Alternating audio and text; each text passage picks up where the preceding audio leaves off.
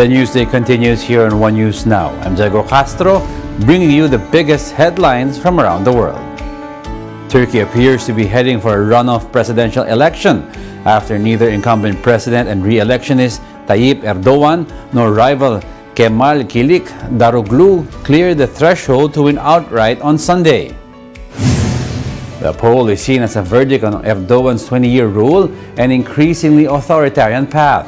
With nearly 95% of the ballot boxes counted, unofficial returns had Erdogan with 49.6% of the vote, while Kılıçdaroğlu had 44.7%. If neither candidate secures more than half of the vote, the two top candidates will compete in a head-to-head contest on May 28. The presidential vote not only decides who leads Turkey, but also whether the nation reverts to a more secular and democratic path. Thai opposition parties are holding off announcing victory amid neck-and-neck election race. The poll pits move forward and the billionaire Shinawatra family's few tie against ruling parties moved forward, saw a late-stage surge in opinion polls and was banking on young people and first-time voters. Its liberal agenda include plans to dismantle monopolies and weaken the military's political role.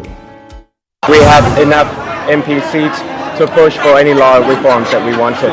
And then the government will be just a coalition in the sense that what we had promised that it will be without the military-backed parties, and it will be an MOU based like the Western democracy, where it's transparent, where it's concise, where it's expectation management of what can be done and what cannot be done.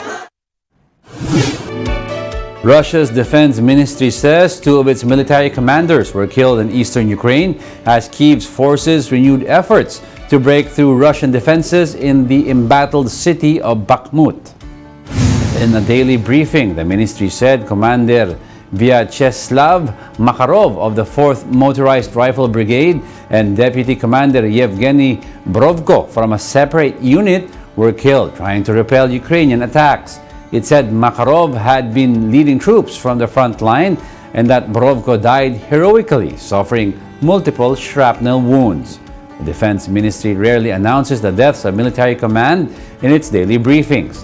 The agency says Ukrainian forces waged attacks in the north and south of Bakhmut over the past 24 hours, but maintains that they had not broken through Russian defenses.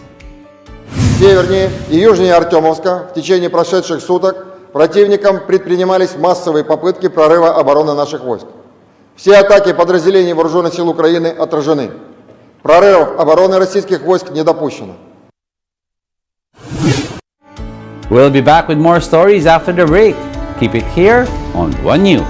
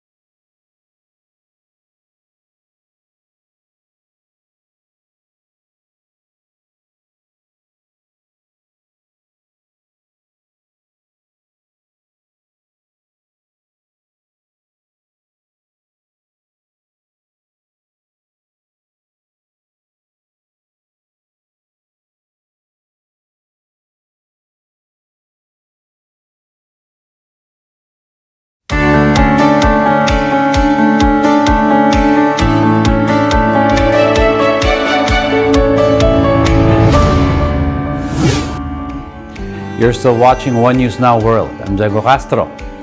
Asylum seekers from Mexico continue to hope for entry into the United States.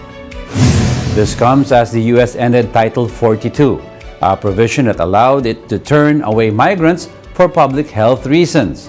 The Biden administration also shifted to a sweeping new asylum regulation meant to deter illegal crossings. Migrants are advised to sign up for an appointment to approach a port of entry on an app called CBP One. Mexicans have made up about a third of all the migrants caught by U.S. Border Patrol in recent years. But in the past 2 years, they were expelled under Title 42, more than 90% of the time. Pope Francis expressed hopes that a fragile ceasefire between Israeli forces and militants in the Gaza Strip would continue to hold. This after 5 days of clashes killed 33 Palestinians and 2 people in Israel. During his Sunday blessing, the Pope said that, quote, security and stability cannot be achieved with weapons. The Pope also noted that even in recent days, innocent women had been killed in armed conflict between Israelis and Palestinians. In questi giorni abbiamo assistito di nuovo a scontri armati tra israeliani e palestinesi, nei quali hanno perso la vita persone innocenti, anche donne e bambini. Auspico che la tregua appena raggiunta diventi stabile, che le armi tacciano, perché con le armi non si otterrà mai la sicurezza e la stabilità, ma al contrario si continuerà a distruggere anche ogni speranza di pace. Prior to his weekly blessing, the Pope also met with Ukrainian President Volodymyr Zelensky at the Vatican. The Ukrainian leader spent 40 minutes in the Pope's study to discuss the ongoing war in Kyiv. The two agreed on the need to continue humanitarian efforts to help the population struggling to survive the war, specifically the innocent victims of conflict.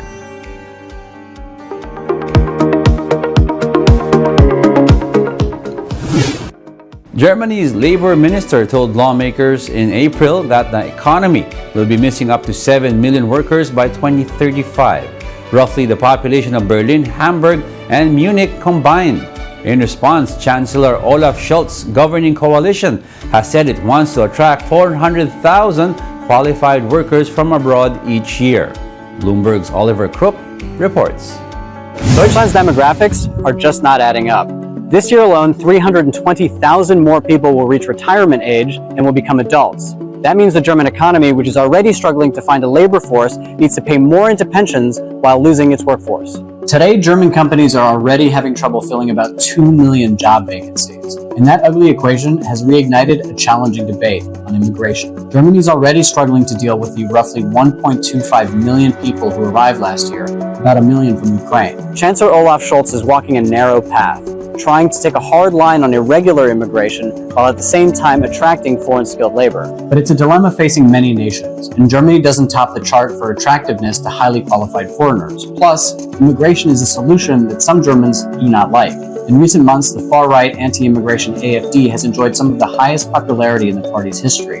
In some polls, the party has twice the support of the FDP, has overtaken the Greens, and is just 3 points shy of the Social Democrats. But the labor problem isn't going away. By 2035, the economy will be missing up to 7 million workers. So now, Scholz walks a political tightrope to secure the shrinking workforce of Europe's biggest economy. Oliver Crook, Bloomberg News, Berlin.